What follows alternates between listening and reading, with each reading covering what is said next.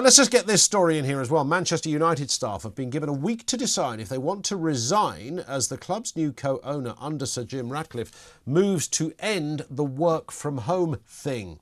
In an email sent to non-football employees on Tuesday, United have offered staff early payment of an annual bonus normally due in September if they do not wish to return to the office permanently from June the 1st. Let's speak to Joe Ryle, flexible work campaigner and director of the 4-Day Week campaign. Afternoon to you, Joe. Hi, good afternoon. It's quite an extraordinary story, really, isn't it? I mean, I know there's a big school of thought out there that, look, why is it controversial? We're asking people to go to work, but whether we like it or not, something has changed. COVID clearly accelerated that, and there's no sign of it really going back unless you work at Manchester United. Well, firstly, I mean, as a Manchester United fan, What? I would say What a I am conflict. I am a bit disappointed, in Jim Ratcliffe here because I think, he's not going with where the world's going, and since COVID, we have seen that the world of work can change very quickly around us, and that has widely been welcomed by most employees, but also lots of employers who have recognised that flexible working, shorter working weeks do bring real benefits, not just to the workers themselves in terms of more flexibility, better work-life balance, but also to employers because when you can fit work into your life much better, you are therefore much more motivated to perform well at work. You're better rested, so you're more efficient, you're more effective as a worker. So I really think Jim Ratcliffe's got this wrong. But that's the, I suppose, the crux of the work from home argument is, are you as effective at home?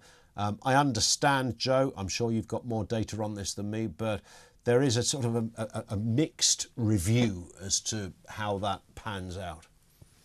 Yeah, I mean, I think to be honest about it, I don't think there is enough research yet, where you can sort of say definitively either way. I mean, for us as a kind of 4-day week campaigners, we think actually the most important thing is that we're actually working less rather than the kind of location of where we work. Yeah. Because if you compare across Europe, we work some of the longest hours in Europe. We also have one of the least productive economies. So we think we should be working less. Whether that's in the office or at home is another debate. And sometimes those two can come alongside each other when employers are planning what is best for their workforce. But the crucial thing is that we are all working less. It's been 100 years since we moved from a kind of 6-day week to a 5-day week, and we really think it's time for change here. So 4-day week is the thing. Of course, it doesn't work for everybody. Lots of people couldn't do a 4-day week. Self-employed people would be absolutely skint if they did a 4-day week. So there's lots of economic considerations around this too.